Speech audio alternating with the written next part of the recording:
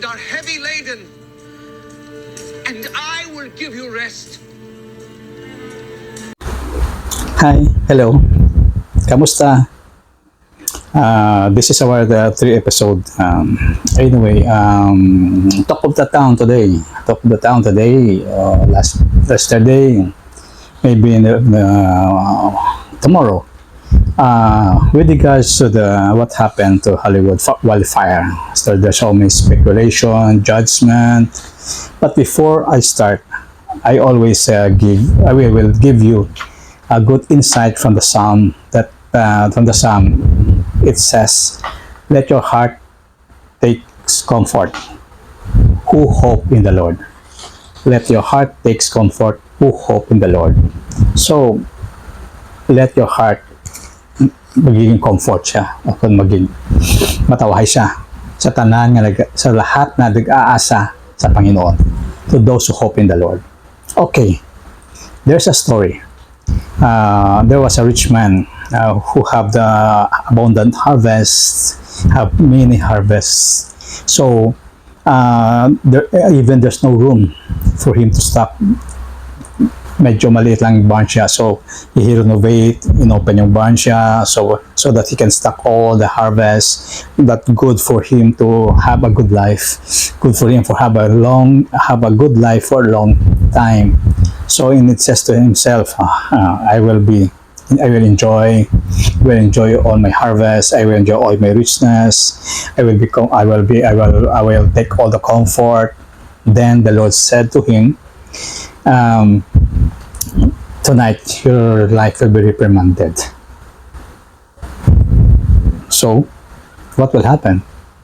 So where those richness there goes, saan pupunta yung yaman niya? So wala, pupunta lang sa ibang tao.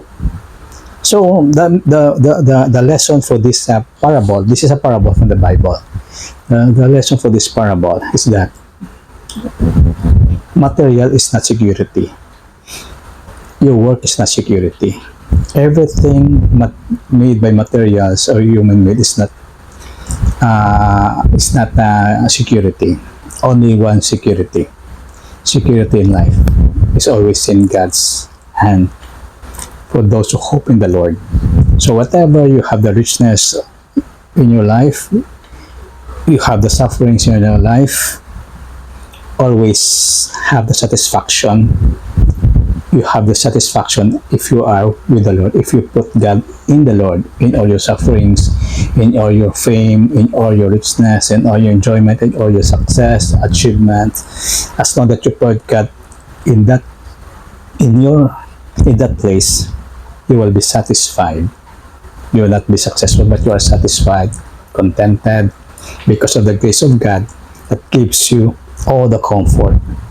Diba? Meron nga sa atin yung mayaman siya, popular, but papakamatay. Meron man sa atin na parang one day one eat lang, isang kahisag to ka, pero masaya. So it's because of the grace and blessings of God. So again, let's go to the Hollywood wildfire. What happened to the Hollywood wildfire? Do you think punishment? Do you think that tragedy is because they are sinners? I don't think so. Maybe, but who knows? Only God knows. Because we will always think that the ways and the thoughts and ways of God is not our ways and thoughts. Alam niya kung what will happen next. Alam niya kung ano mangyayari next. At saka meron siyang yung way niya, always way did go back to him. So nangyari sa Hollywood, makikita mo doon, di ba? There's always a comparison. Yung lahat doon na parang sinasabi na they are a godless town, they are godless people. So yun, di ba? Yung Los Angeles nga, angels city of angels. So lahat na nangyari doon, those who are suffer from fire, do you think all of them are not Christians? All of them are not Catholics, Christians? Of course, there are some. there's some there, nandyan siya. So why? Ano nangyari pa sa kanya? So at saka meron din mga survivor, meron ng bahay na hindi nasunog, di ba? Because of the Epiphany chalk, because of blessed chalk na gaya sa bahay niya, which is Epiphany, which is manifestations about the birth of our Lord, the King of the universe, the King and the Son of God. At saka meron din ano doon, di ba? Nasunog yung bahay niya, but the Blessed Virgin Mary, the Mother of God, is still standing without any damage. Meron ding tabernacle. Yung tabernacle, nasunog yung church. The tabernacle is still there, intact. Yung Holy Host. So, Holy Host, which we have our communion, is the body of Christ. So, intact pa rin. At saka meron din nasunog yung church. But the pictures of Jesus Christ is still there without any damage. So, what is the message? What is the message that we are going to reflect? Siguro, maybe, there's always a lesson. There's always a lesson in every constructions. Once matapos yung construction, you'll be renewed. So maybe, because of the siguro lahat tumitingala sa mga tao doon. Sabi, ang ganda ng bahay, they are very popular, they are very famous, they are very successful. Parang yun ang tinitingnan natin. Parang yun ang idolize natin. Sometimes richness, sometimes success, sometimes achievements distract us from loving God. Sometimes yung mga bagay-bagay na material na bagay, yung makikita natin na mansions, very self-sufficient. Sometimes we forget God. That we forget God. The graces of God. The graces of God kung bakit nandiyan ka ngayon sa tuktok. So, they said, we mock God, God the creator of the universe. She don't know that God created us for a purpose, to serve Him, a purpose to worship Him. So, bakit ka nandito? Di ba? Who created you? Who created you? Makikita mo yun, di ba? Even pagising mo sa umaga, yung breath of life mo, this comes from God. So, makikita natin, di ba? So, the mocking God, even mocking the Pope Francis, the Papal Cup, the rod, hinawakan ng Pope, mocking the Catholic prayers. We have to respect each other. Respetuhin natin whatever religion they have, whatever religion they has. So, we have to respect them. They have their own beliefs. So, kung ayaw maniwala sa kanila, don't mock them. Then you respect them. Then the ideology, the faith, and their practices and doctrines, bahala na sila. So if you cannot, if you are not content, if you are not agree with them, leave them. Pabayaan mo doon. It will come to an end. It will come sooner or later na makikita mo kung tama ba sila o mali sila. So what had happened sa Hollywood, pinapakita lang sa atin siguro ng Panginoon na as long that we are with Him in Psalm 91, is God is with us, who can be against us? I will save those who love me, sabi niya. I will protect those who acknowledge me as Lord. Diba nandun din, kung pinakahiya mo na Panginoon, ikakahiya ka rin doon sa langit. Acknowledge me as Lord. When they call to me, I will answer them. When they are in trouble, I will be with them. I will rescue them and honor them. I will reward them with long life. I will save them. Tingnan nyo sa Psalm 91, verse 1 to 16. Diba? So, makikita natin, roommates, ano?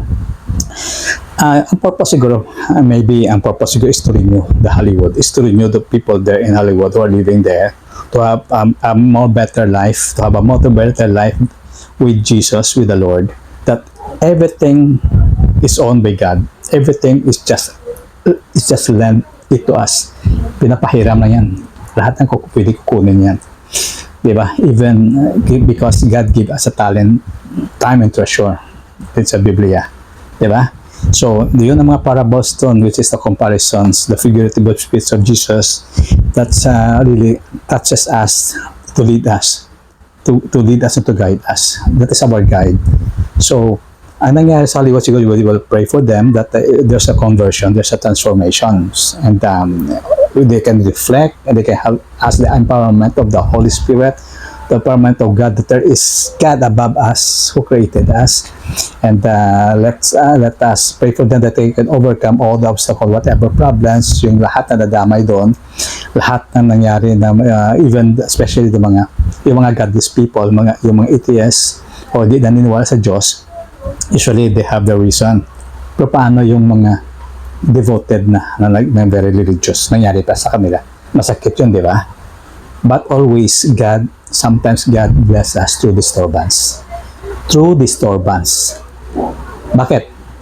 Maybe meron siyang gustong pararating sa iyo. Meron siyang gustong paroroonan mo. Just wait in God's time. He always exalt His people.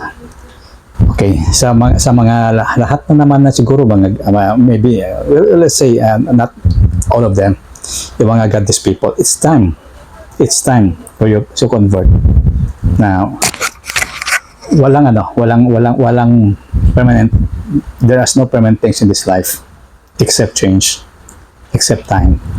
Kung makikita mo din, diba, yung sa wildfire, there is a tornado fire. Remember mo kay Moses, during kay Moses na hinahabol sila ng Egyptian papunta sa Red Sea. Tapos malapit na yung mga Egyptian, 'di ba? Malapit na kalimutan ko pangalan na. I think si Ulysses yata. Malapit na yung hari. There's a pillar of fire that prevent them. So nakikita parang ganun nangyayari, 'di ba? There's a tornado of fire. Then, let's always put God first in our life. Put God first, even in our lowest part, even in our highest part, even in the middle of a part of our life. Let's us put God first, so that we will not be astray.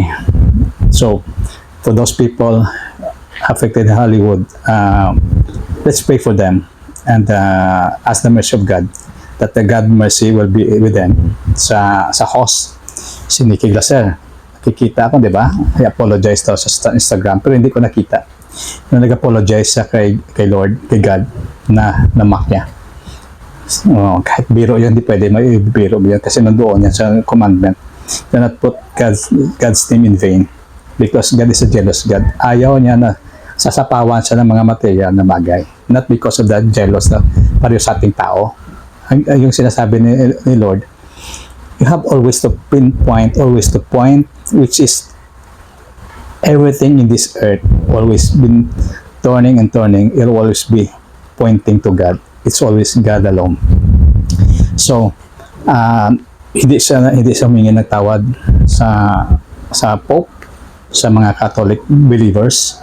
So, I don't know kung ano ang if she's sincere enough to ask for being apologetic. Anyway, we cannot judge. Who knows? God knows. Anyway, dito sa restroom. Hopefully they can find the inmost restroom there in Hollywood. They can find the true restroom. What is the true restroom? Rest in God and open yourself. Make a room for God to enter you, so that you will be perfecting.